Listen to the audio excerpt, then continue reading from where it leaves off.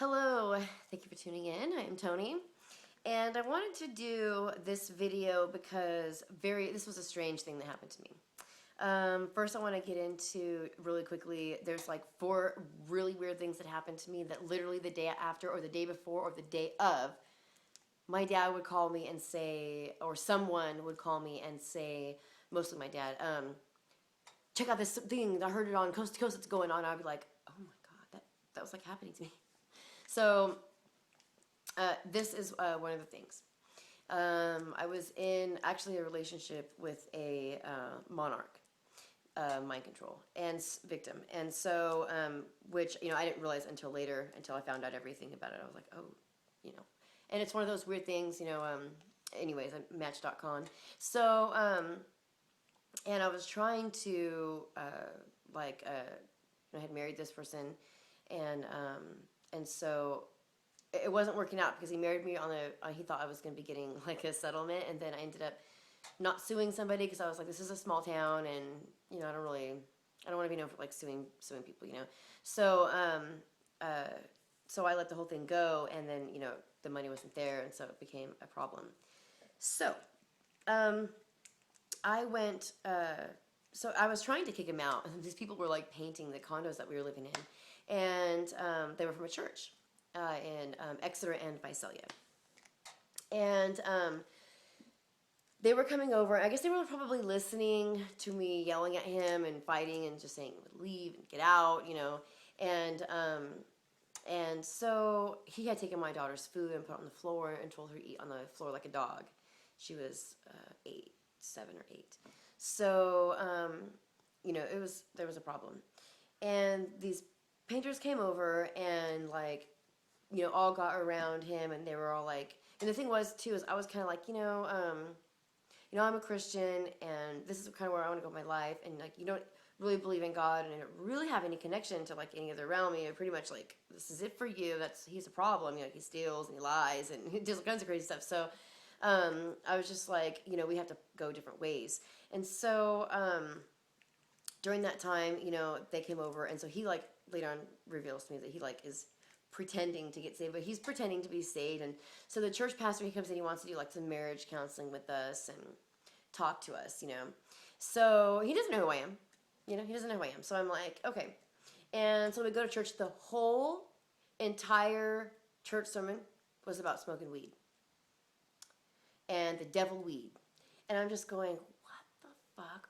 Do they know that, like, because my girlfriend lived across the street, do they know that, like, I go over to my friend's house and blaze with her? Like, we're both housewives, and we, like, we, like, clean and do whatever we do, and, like, do they know that, like, are they thinking that, like, I have, like, a guilt over it, or, like, what are they doing? And they were, like, doing some painting and stuff like that, and I think I don't know, like, one of her kids, like, got a pill container, just like a pill container, like just a regular pill container, and like thrown it over the fence. So I don't know if they would think that we were like had drugs or something, but in any case, they were like kind of a rugged crew. So the whole church sermon was about marijuana, and I was just like, wow. Are you serious? Like, this is your message to these people? Like, it didn't sound like anybody else had a problem. Like, what is going on, And so I'm like, that's fine. And he wants to do some marriage counseling, so I say, okay. And they come to my house, and at that time, it had already, like, just not worked out with me and this guy. And I believe at the time, this guy was living with another family from my church. I think that's what was going on. So the guy, I'm like, did you cancel the appointment? And he's like, no. I'm like, shit. So this pastor's, like, knocking on my door, we're standing him up. Like, that's not cool. So I raced home. He's just getting there or whatever, and I say, if you want to talk about what's going on or whatever, you're welcome to come in, And so he's like, well, okay, we're going to talk a little bit, whatever. And so, I play worship music and play guitar, sing and stuff like that. So we do all of that, and he's just like, wow, he's kind of tripped out because I'm like a Christian, I'm really spiritual, I'm in touch with God,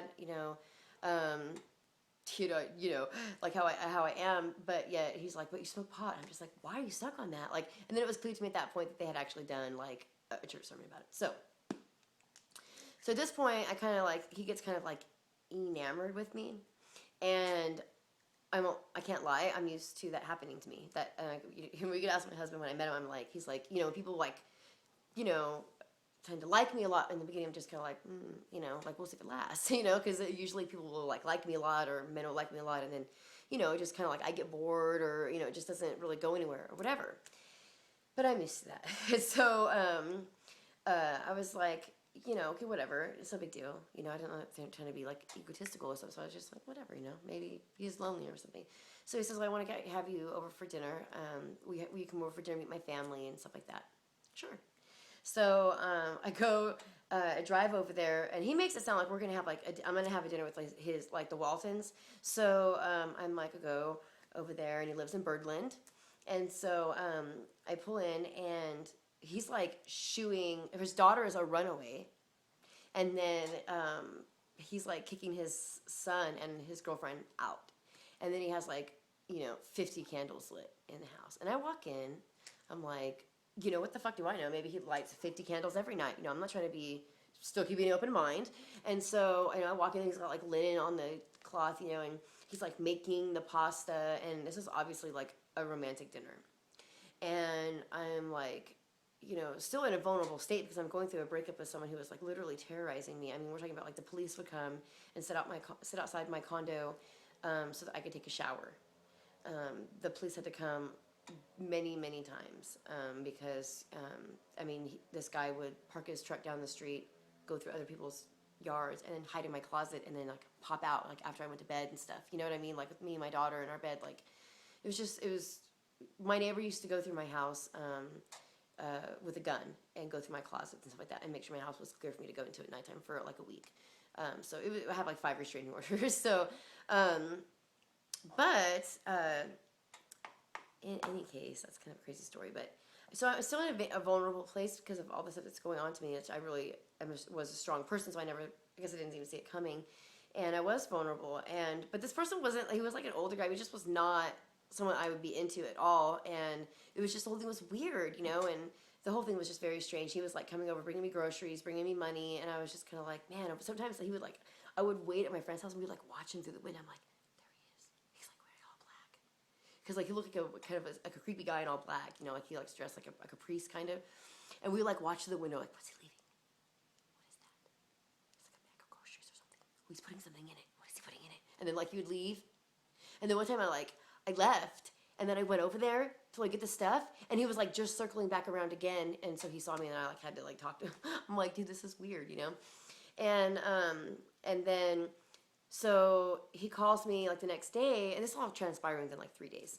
He calls me the next day, and then in this conversation on the phone, he starts to not just ask questions about me and my ex-husband, but like about sex and like me and my body. And I'm just like, what the fuck is this guy doing? Like, seriously, I'm on the phone with you. I'm taking this shit. Like, what are you talking about? Like, because you were calling, and like, what are you doing? You know, and I'm like, what the hell is this guy talking about?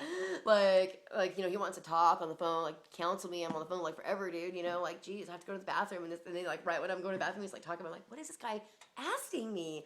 You know, like, what is he saying? And so, and then he starts talking about him and his ex and their sex life, and I'm just like, this is really. I grew up in church, so I know what's right and wrong. And so I was like, what the fuck?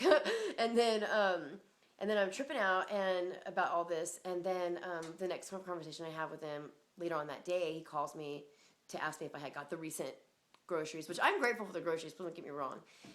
But in this conversation, he goes on to tell me that he thinks that I should be his wife, and that I should be, you know, well, I'm really something special, and I need to be a pastor's wife, and I need to be, you know, something, and not this stupid guy's wife, which I agree with, but he was like, you know, you need to be like, you know, something bigger than that. You're like, you need to be like my wife, like you need to be a pastor's wife, and I'm like, oh my God. So I call my dad. My dad starts laughing. He's like, he doesn't even know you. I'm like, no shit. So this was crazy. My dad was already telling me about this, what's going on. My dad was like, that's a trip that is going on, and that was what was going on. So and it turned out that his elders at the Exeter, or maybe the Visalia branch of that church, ended up telling him to sever his ties with me, which I had already told him, like, you know, I really can't talk to you, because it was just it started to get like kind of intense with like him telling me who I should be married to and who I should be with, and different things like that. So, and like wanting to know about sex and things like that. I was just like, what the hell? But so that is a real thing that is going on. That really is a real thing that was going on. And it was very strange. the sermon, the weed sermon was very weird, and an hour wasted of everybody's time, and what else was there? I think that was one of the things that tipped me off. I had a Muslim friend, my Mexican Muslim friend. I call him. His name was Jose. We called him Joe or Jojo, but he would say like "ay muchacha," he'd say "ay muchacha." No, he would say things like, "You need to keep your house clean because the evil, the dark, they like filth and dirty places, muchacha. You gotta keep your house clean." And wherever you see cockroaches and bugs, that's because there's demons and dark and filth. And in a sense, he was right, because the disorder is a symptom, of the disorder. So, in a way, he was very, very correct. But what happened is, I remember him telling me this, and he was talking about sneaky people, and Jose used to always talk about crazy stuff. And I saw this guy, and he was like mixing his he's like making pasta and stuff. I'm like, what is going on? And he's like mixing his Alfredo sauce, and while he's talking to me, telling me how easy it is to make home Alfredo sauce, which is cool, whatever. But I seen a big old cockroach crawl out, and he stepped on it all nonchalant. He was trying to distract me up here with what he was doing. He kicked it underneath the stove, and it was very sneaky. Instead of saying damn, sorry, fucking north side cockroaches, you know what I mean? Instead of saying something like that, he's like, oh, sneaky, I'm not gonna notice him smashing a cockroach on the ground. So, and at the time, you got to remember, I'm pretty young. I'm 25, I think 25, maybe 26, I think. So, it's because I'm an older pastor at a church, So, weird, right?